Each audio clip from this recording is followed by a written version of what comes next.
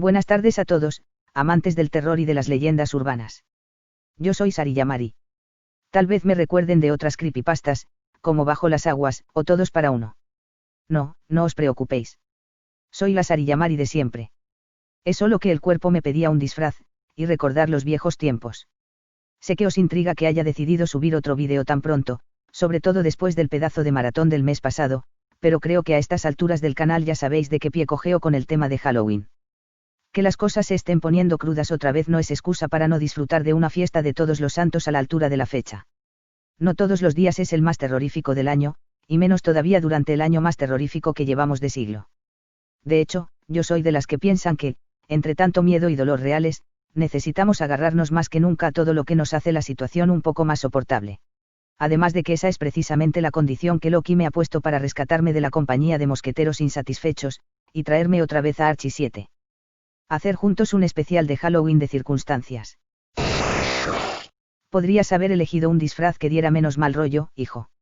Cualquier tiempo pasado no fue mejor. Sí, lo sé.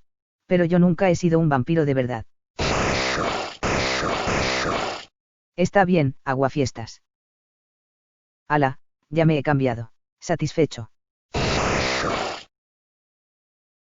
En fin, mejor empecemos con la emisión antes de que Keldeo y compañía nos encuentren.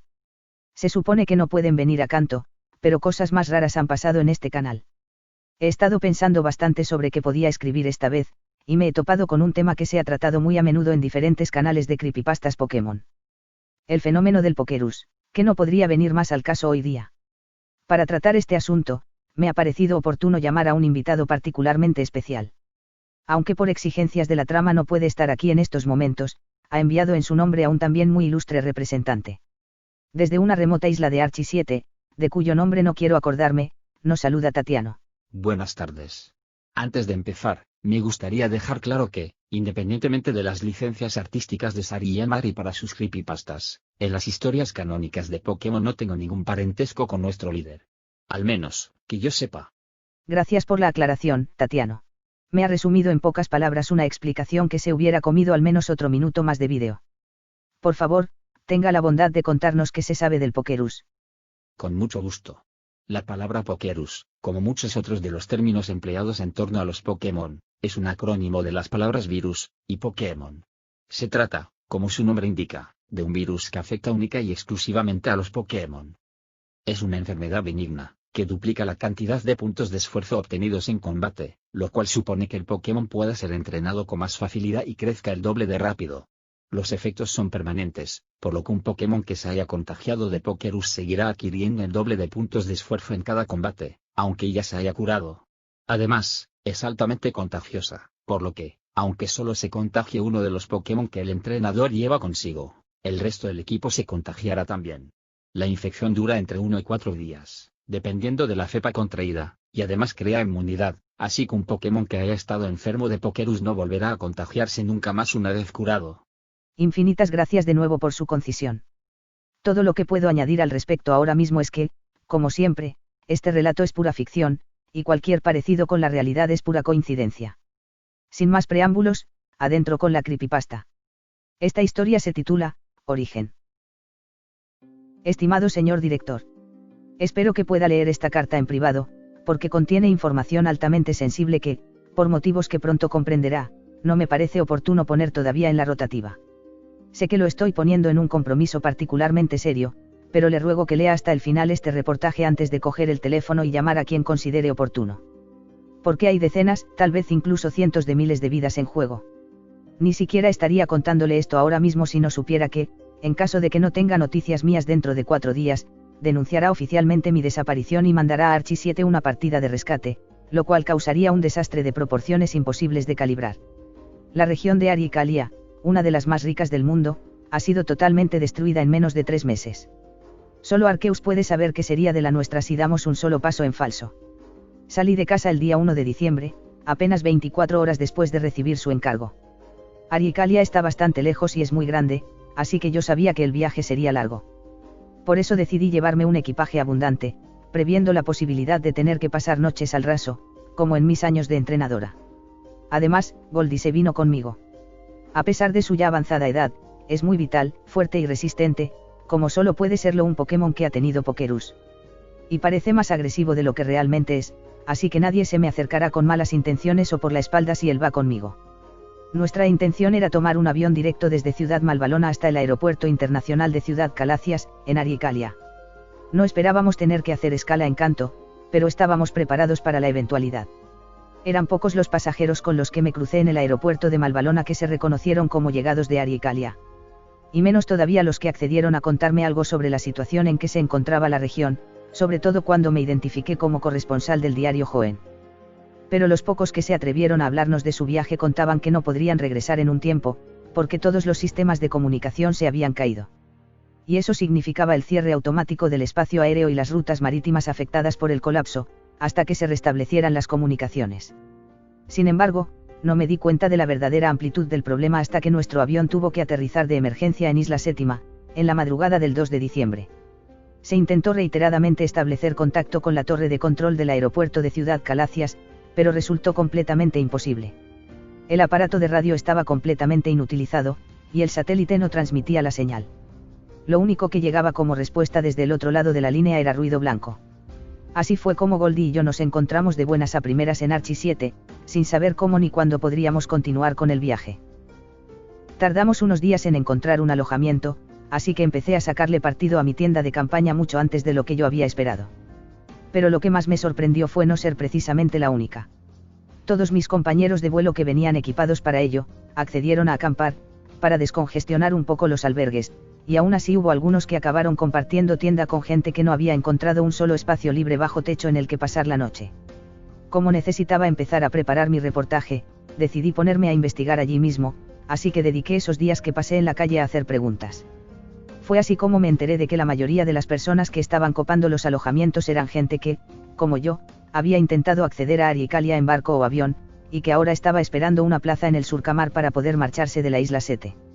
Pero, sobre todo, había un grupo bastante grande de personas que venían de distintas ciudades de Aricalia, y habían conseguido huir de allí antes de que se cerraran las estaciones y los puertos. Venían con maletas pequeñas, y no sabían qué hacer ahora, si quedarse allí y esperar noticias, o seguir viajando y solicitar asilo en Kanto. Se puede decir, por lo tanto, que ya había refugiados aricalios en Kanto hace un mes. Para cuando uno de los escasos vecinos de Isla Sete, uno de los pilotos de los Surcamar, me alquiló una habitación en su casa, yo ya había conseguido reunir algo de información a través de las entrevistas a los viajeros y refugiados. Al parecer, el problema empezó poco después de la lluvia de estrellas de las Litleónidas, que este año ha coincidido con la caída a la Tierra de un meteorito delta. Es un fenómeno curioso y potencialmente catastrófico, que, según las leyendas asociadas, se produce solamente cada 1000 años. Por suerte, la campeona Aura Mapal colaboró con los clanes Meteoro y Arrecípolis para invocar al titán de los cielos, Rayquaza, que destruyó el meteorito antes de que impactara de lleno en nuestra región. Por lo que nosotros llegamos a averiguar, la historia no termina ahí. Porque había algo insospechado en el interior del meteorito. Un Pokémon prácticamente desconocido, terriblemente poderoso, de procedencia extraterrestre, llamado Deoxys. Derrotado en combate por Rayquaza, cayó a la Tierra junto con uno de los fragmentos del meteorito en el que viajaba, y no se han vuelto a tener noticias de él en Joen. Según me han contado los refugiados, la fecha de la caída del meteoro delta coincide, más o menos, con el momento en que los sistemas de comunicación de Aricalia empezaron a fallar. Esto pasó hacia mediados del mes de noviembre.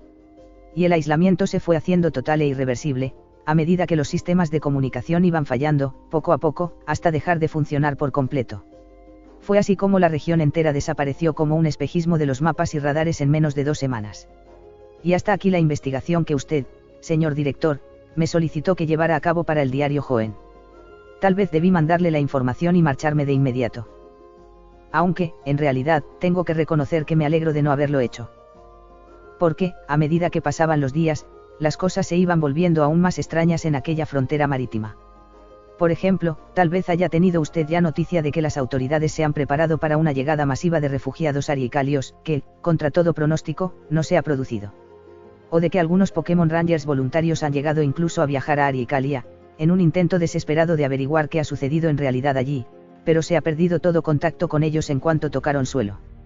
Los refugiados que sí habían conseguido guarecerse en Archie 7 parecían cada vez más preocupados ante esta ausencia de noticias. Algunos de ellos estaban evidentemente aterrorizados. Pero me resultó imposible que me contasen nada. Su única respuesta para mis preguntas era que no estaban seguros. Que lo único que realmente sabían era que todo aquello solo podía ser indicio de que Arikalia había sido devastada por una catástrofe terrible. Tan terrible que, probablemente, apenas había habido supervivientes. El 15 de diciembre empecé finalmente a redactar mi reportaje, para mandárselo cuanto antes y poder subirme al primer surcamar en el que hubiera un sitio libre. Pero también fue el día que las corrientes marinas trajeron a la costa el primer banco de Magikarps muertos. Era un espectáculo atroz, porque todos los cadáveres se parecían horriblemente, por lo que cabía pensar que habían muerto de lo mismo. Tenían los ojos, abiertos y vidriosos, totalmente negros. Y las escamas se les habían endurecido y caído, revelando un tono de piel rojizo y azulado de textura gomosa. Era un hallazgo terrorífico, porque es bien sabido que, aunque sus movimientos sean particularmente débiles, los Magikarps son la especie Pokémon más resistente de la que se tiene noticia. Pueden sobrevivir, e incluso medrar, hasta en los mares extremadamente salobres, o los alcantarillados de las grandes ciudades. Por lo tanto, fuera lo que fuera que había causado la muerte de aquellos pobres peces, debía de ser verdaderamente temible hasta para un Pokémon legendario. Gracias a Dios, nadie se atrevió siquiera a acercarse a los cadáveres. Y la enfermera Joy usó todas las medidas de protección habidas y por haber para recoger uno, y mandarlo a analizar a un laboratorio de alta seguridad, antes de hacer quemar todos los demás. La bajamar descubrió aún más cadáveres de Pokémon acuáticos que presentaban los mismos indicios de una muerte extraña, así que el alcalde de la isla dio la orden de cerrar las playas. Desde ese día, todo cadáver de Pokémon traído por la marea que presentara ese aspecto, era sistemáticamente incinerado. Fue entonces cuando los refugiados arikalios empezaron a hablar. No sabían a qué se debía en realidad todo aquello, ni, mucho menos, cómo detenerlo. Pero la razón por la que se habían marchado de su región era que había llegado hasta sus manos una especie de carta sin remitente conocido, que pasaba de mano en mano entre los vecinos de cada ciudad, y que fue incluso copiada y colocada en las plazas públicas y centros Pokémon. En ella, un científico anónimo les advertía que se estaban enfrentando a una enfermedad nueva, desconocida y letal de necesidad, de la que los Pokémon eran el principal vector de contagio. Y les suplicaba que, si veían aparecer en su entorno a un Pokémon no ser humano, vivo o muerto, que presentara una profusa caída del pelo, las plumas o las escamas, una coloración azulada y rojiza en la piel, y los ojos completamente negros, se alejaran de él a toda prisa y sin hacer preguntas, y advirtiesen a las autoridades. Al principio, desde luego, la mayoría de los arikalios se lo tomaron como una broma. Hasta que empezaron a aparecer en las calles personas que manifestaban los síntomas descritos, desorientados, debilitados, y obviamente enfermos de algo, y los viajeros empezaron a ser atacados, en distintas rutas de la región, por Pokémon que estaban obviamente afectados por el mismo mal. Sin embargo, al estar inutilizados los medios de comunicación digitales desde la caída del meteoro Delta, la información siempre llegaba con retraso, y a veces estaba mal contrastada. Así que la población en general no tenía ni idea de qué estaba pasando, ni de si la situación era realmente tan grave como se insinuaba en aquella misteriosa carta, cuya autoría estaba siendo investigada. Los últimos refugiados en llegar a Isla 7 decían que la última noticia que tenían de su país era el cierre inminente de las fronteras, porque la enfermedad había empezado a expandirse por la región sin control. Eso, y que la persona que había difundido la información al respecto a través de la carta anónima estaba en búsqueda y captura, porque su posesión de aquellos datos privilegiados era demasiado sospechosa. Los que habían conseguido llegar hasta el archipiélago kantiano se habían marchado de su región ante el temor de contagiarse, o de que algún desaprensivo acabara decidiendo que la única manera de evitar la propagación de la enfermedad era que los Pokémon domésticos fueran sacrificados. Y no habían vuelto a saber nada nuevo, ni sobre la enfermedad ni sobre el estado en que se encontraba realmente Arikalia, desde que se subieron a los que, probablemente, fueran los últimos barcos o aviones que habían conseguido que sus sistemas de comunicación funcionaran, y podido abandonar la región. Mientras tanto, seguían llegando Pokémon de agua muertos a Isla 7. Cuando nos dimos cuenta de que la situación empeoraba a marchas forzadas en lugar de mejorar, tanto los refugiados como los locales empezaron a huir también hacia el continente. Los surcamar que llegaban de la isla esta venían prácticamente vacíos, y se iban con todas las plazas ocupadas. Antes de que llegaran oficialmente las vacaciones de Navidad, ya quedaban en Isla 7 menos de 10 personas, con sus respectivos Pokémon. Entre ellas estábamos la agente Mara, que estaba supervisando la evacuación, la enfermera Joy, que estaba dispuesta a quedarse allí hasta el último segundo, el piloto del surcamar que me había acogido en su casa, y yo misma, en compañía de Goldie. Los sucesos se precipitaron en la madrugada del solsticio de invierno, el 21 de diciembre. Y fui yo la que dio la voz de alarma, porque estaba preparando mi equipaje para regresar a Hoenn cuando se produjo aquella especie de invasión. Faltaba mucho rato para el amanecer, pero Goldie y yo no podíamos dormir, así que nos dedicamos a hacer los preparativos del viaje y ver la televisión. De pronto, recortándose contra la luz de la luna llena, vimos una masa oscura acercarse volando en formación. Cuando ya estaban más cerca, vi que se trataba de una enorme turba de Golbats que se disponía a cruzar el cielo sobre la isla a toda velocidad. Yo nunca había visto tantos juntos, así que me quedé observando cómo se acercaban, fascinada. Entonces, empezaron a lanzarse sobre los Pokémon salvajes que pululaban por la isla, seguramente, para alimentarse. Era un comportamiento extraño, desde luego. Los Golbats nunca se alejan mucho de las cuevas que les sirven de hábitat, y no cazan en grupo. Así que encontrarse una turba entera, sobre todo en un lugar como la isla Sete, es, cuanto menos, una experiencia singular. Pero no me di cuenta del peligro que corríamos hasta que uno de ellos se acercó a mi ventana cerrada, y empezó a intentar romper el cristal con las alas. No solo es extraño que un Golbat se empeñe en atacar a un ser humano despierto, sino que pude apreciar que sus pupilas parecían haberse dilatado hasta ocupar todo el ojo visible, y que el tono de su piel no era del azul habitual en los Golbat, sino más claro y verdoso. Comprendí de inmediato que se trataba de una turba entera de Pokémon infectados. Así que salí corriendo de la habitación a toda velocidad, desperté a mi anfitrión, y ambos nos encerramos con Goldie en la despensa. Desde allí, llamé a la agente Mara por teléfono. No podía ser más evidente que la misteriosa infección se estaba extendiendo rápidamente, y que no tardaría en afectar a todos los Pokémon de la isla Sete. El amanecer del día del solsticio llegó en medio de un silencio aterrador. Daba la siniestra sensación de que toda la isla, incluso el cañón Sétano y las ruinas, estaban completamente vacías. Mientras los escasos residentes que quedaban en la isla Sete nos encaminábamos hacia el puerto, para ser evacuados definitivamente por un surcamar llegado desde la isla esta, nos encontramos las calles sembradas de cadáveres de Pokémon salvajes drenados de su sangre. Los restos de la salvaje carnicería de los Golbat. No teníamos tiempo para enterrar o destruir todos los cuerpos.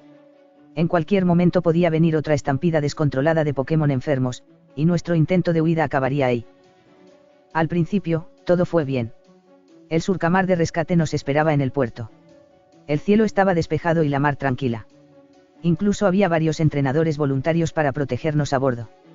Pero yo no podía dejar de tener el extraño presentimiento de que aquello no había acabado todavía. Y tal vez fui un Absol en otra vida, porque mi intuición nunca falla.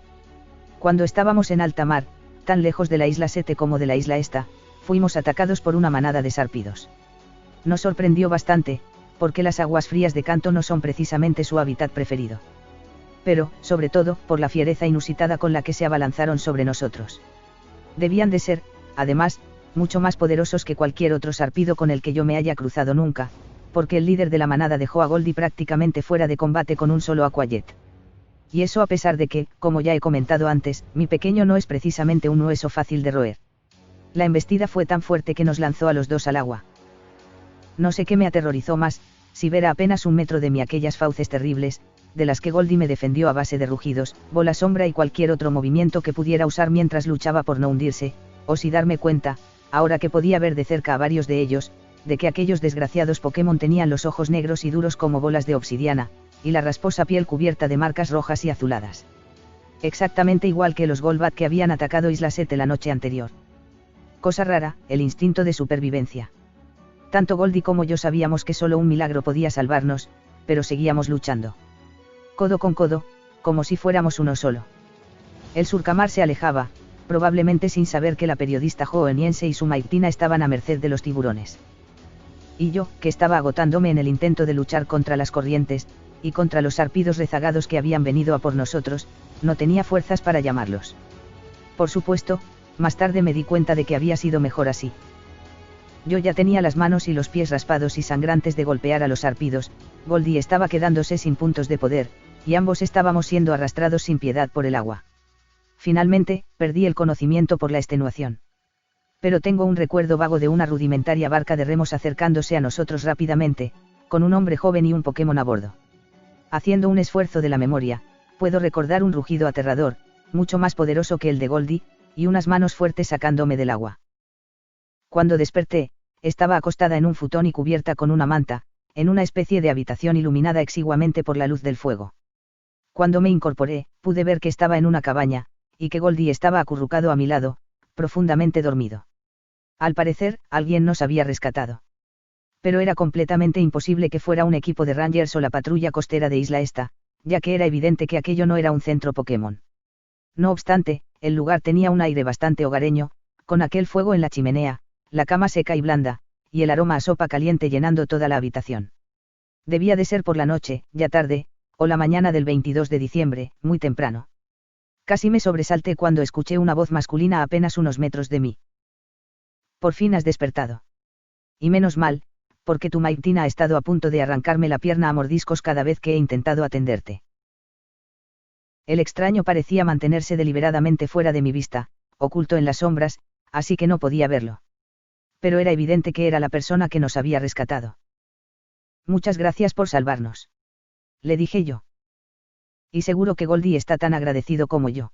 Simplemente, es muy protector conmigo. No se lo tenga en cuenta. Pero seguro que ambos estaríamos mucho más tranquilos si supiéramos quién es usted, y dónde estamos. La risa del hombre resonó en la oscuridad. Una risa amarga y dura, carente de la menor alegría, que hizo que se me encogiera el estómago. Entonces, se acercó a la chimenea para que yo pudiera verlo mejor. Aunque yo no había tenido nunca el dudoso honor de verlo en persona, no había un solo humano o Pokémon en toda Hoenn que no conociera su cara, que había circulado por todos los telediarios todos los días desde hacía meses. Ni el uniforme con que iba vestido, rojo como la sangre y negro como el carbón, con una gigantesca M en forma de volcán en el pecho, del que los lavacaldeses habíamos aprendido, por las malas, que representaba a la muerte en persona. Era ni más ni menos que Tatiano, hijo y lugarteniente de Magno, el líder del Team Magma. Eso significaba que le debíamos la vida a uno de los ecoterroristas más temidos del mundo. Con razón Goldie se había preocupado sabiendo que este hombre estaba cerca de mí mientras estaba inconsciente. Pero lo peor de todo era que la piel que llevaba al descubierto se estaba volviendo de color azul, con algunas marcas rojas, y sus ojos eran dos pozos de pura oscuridad. Los dientes se le habían afilado, como los de los Sarpido a los que había espantado para sacarme del agua, y su sonrisa torcida le daba un aspecto tan inhumano que se me escapó un grito de terror al verlo. Una vez pasado el impacto, se me heló la sangre poco a poco al darme cuenta de que, tanto mi Pokémon como yo, habíamos estado en contacto físico directo con él. En realidad, ese hombre, si todavía lo era, no podía hacerme más daño matándome en ese preciso instante del que ya nos había hecho, tanto a Goldie como a mí. Debió de leer la desesperación en mi cara, porque su expresión burlona fue sustituida por una mueca de dolor. Cuando volvió a mirarme a los ojos, parecía lamentar sinceramente nuestra espantosa situación. Por lo que veo, no todo lo que tengo que contarte es nuevo para ti. Me dijo, con tono desapasionado. Si sirve para que me odies un poco menos, te diré que vuestra suerte estaba echada desde que os caísteis del Surcamar. El Pokerus Delta, también llamado virus de la fiebre Pokémon maligna, es extremadamente contagioso. Cuando os vimos desde la orilla y fuimos a por vosotros, ya estabais condenados. Esas bestias asesinas de agua, a las que nunca se puede odiar demasiado ni siquiera cuando están sanas, ya os lo habían contagiado durante vuestra pequeña escaramuza. De lo contrario, por motivos más que obvios, ni siquiera se me hubiera ocurrido acercarme a vosotros. Lo único que me impidió derrumbarme en ese preciso instante, fue que Goldie se despertó al escuchar nuestras voces. Me saludó con un alegre ladrido antes de empezar a lamerme la cara, absolutamente feliz de ver que me encontraba bien. Sus ojos eran del mismo azul hielo que siempre, por lo que lo más probable era que yo también tuviera todavía un aspecto normal. Ahora que mis ojos se estaban acostumbrando a la penumbra, pude apreciar más claramente dónde estábamos. Era una cabaña de madera, y la estancia en la que nos encontrábamos hacía las veces de dormitorio y de cocina. Había otros Pokémon allí, que debían de conformar el equipo de Tatiano. Otro Maitiena, que debía de haber sido el que espantó a los tiburones con su rugido, un Camerupt y un Numel, que mantenían la estancia caliente, y un enorme Golbat, que se había sentado tranquilamente al lado de su entrenador para observarnos con curiosidad. Todos ellos tenían las mismas marcas rojas y azules en la piel y los mismos ojos totalmente oscurecidos, sin pupila perceptible. Y al Maitiena había empezado incluso a caérsele el pelo, una visión que estuvo a punto de hacer que me echase a llorar. No podía soportar pensar que mi pobre Goldie iba a acabar también en semejante estado. Sin embargo, me consolaba de alguna manera ver que se comportaban con la habitual calma de los Pokémon entrenados, sin esa agresividad malsana que había visto en los Sarpidos y los Golbat, y que parecían estar haciendo una vida más o menos normal. El Numel era el único de ellos que estaba recostado en su colchón, inmóvil y respirando con dificultad. Mientras yo observaba todo esto, Tatiano lo tomó en brazos, para acunarlo mientras seguía hablando conmigo.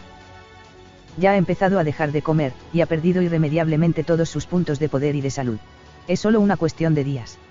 Tal vez, de horas. Me dijo, con una tristeza demoledora.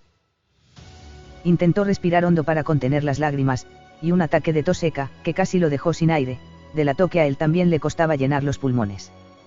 Tengo que reconocerlo, señor director. Aunque no se me puede olvidar que este hombre estuvo a punto de enterrar mi pueblo en lava, y que asesinó indirectamente a decenas de personas al despertar a Groudon, no pude evitar sentir compasión por él. Pero en cuanto se hubo repuesto del ataque de tos, volvió a dedicarme su sinuosa sonrisa dentada. Bien, tú ya sabes quién soy. Ahora, te toca decírmelo tú a mí.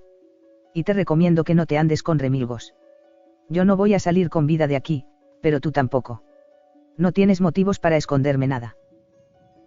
Así que me presenté.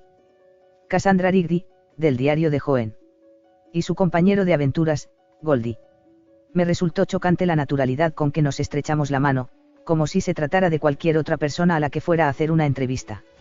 Aunque, ahora que lo pienso, se puede considerar que la larga conversación que tuvimos fue precisamente eso. Mi última entrevista. Mi última primicia para el diario de Joen. El reloj de sol que Tatiano había colocado en la pared más iluminada, decía que eran las 12 del mediodía, cuando, tras haberme aseado un poco, mi anfitrión me invitó a sentarme a la mesa y sirvió 2 grandes cuencos de sopa. Goldie se sentó a comer con los demás Pokémon, excepto Camerupt, que velaba en silencio la agonía de Numel. Así, entre bocado y bocado, entrevisté al infame exadministrador del Team Magma. Al principio me sorprendió que estuviera encantado con mi propuesta de registrar nuestra conversación, aunque lo entendí mucho mejor más adelante. Así que, a falta de una grabadora, aquí le mando una transcripción minuciosa de su relato. O, más bien, de su confesión final.